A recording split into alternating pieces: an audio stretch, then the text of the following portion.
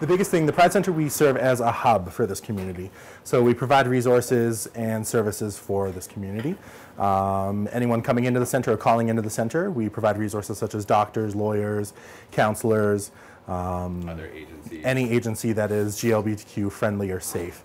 By doing this, it's either an organization that has flagged themselves as doing so, or a client or volunteer that has dealt with this organization or business and has flagged them as being safe. At the Pride Centre of Edmonton, we have programs for men, women, families, transgendered individuals, people that are in the queer community, people that aren't.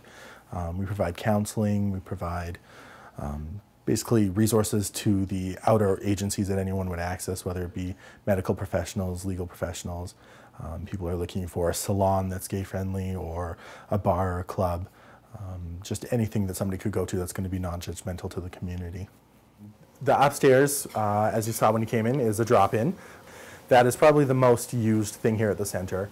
The reason being is a lot of people within the community are looking for a safe space that they can come to and be themselves, not being judged, not being harassed.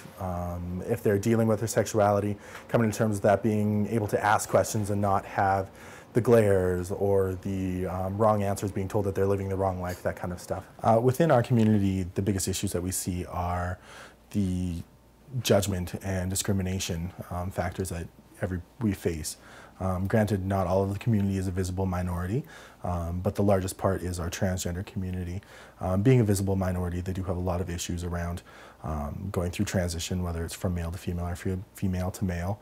Legalities around going to gender appropriate washrooms, legalities to work and stuff like that. I mean, it's something that comes up a lot, specifically after the changes occurring through the hormones and getting the physical stuff done. When they're questioning themselves as well, that's a big issue that people go through. So being able to provide the counseling and the support to show a lot of people, when there is so much negativity held against our community, being able to be there and be that positive voice, letting them know that it is okay and that you do have choices and you can live a happy life as who you are. It's something that we really value and try to provide for everyone that comes here.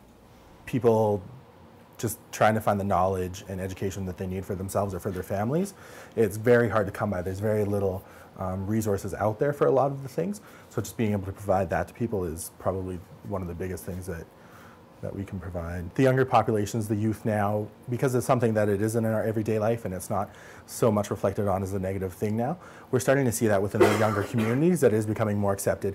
And by passing that along, you kind of see that it is dwindling off within the past, right? The acceptance feature has had a big impact on the age of people coming out. Youth are coming out now at an earlier age, 12 and 13. The population of youth in the queer community here in Edmonton is extremely large. A lot of it is hidden by homelessness. A lot of youth find it kind of an easy way to get out of it, either leaving their homes, not having to come out, leaving their homes and living on the streets, or either do come out and then are put on the streets. A lot of the queer youth, it's up to 60% of the actual homeless population is within the GLBTQ community. So they do have a lot of needs that aren't being met, whether it's housing, whether it's emotional support, just all the different things that encompass growing up or being able to live, right, that a youth can't provide for themselves. It's something that we really try to enforce and be there for them, be that kind of like a parent for the youth that are dealing with all their issues.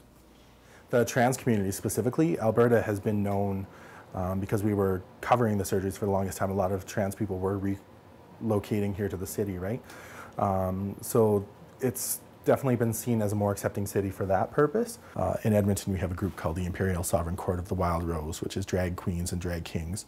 And they were invited to be guests at the legislature. And they were invited in. Now, the drag queens always wear their crowns and the kings wear their crowns as well. The only people allowed in the legislature to wear their crown is Queen Elizabeth, obviously. They were invited into the Grant Room, sat down, and when they were introduced, the speaker actually made a special amendment for Marnie, the current empress, to put her crown on. So that says something for the government for sure, being so accepting of these people. And for Marnie, it was huge, being the very first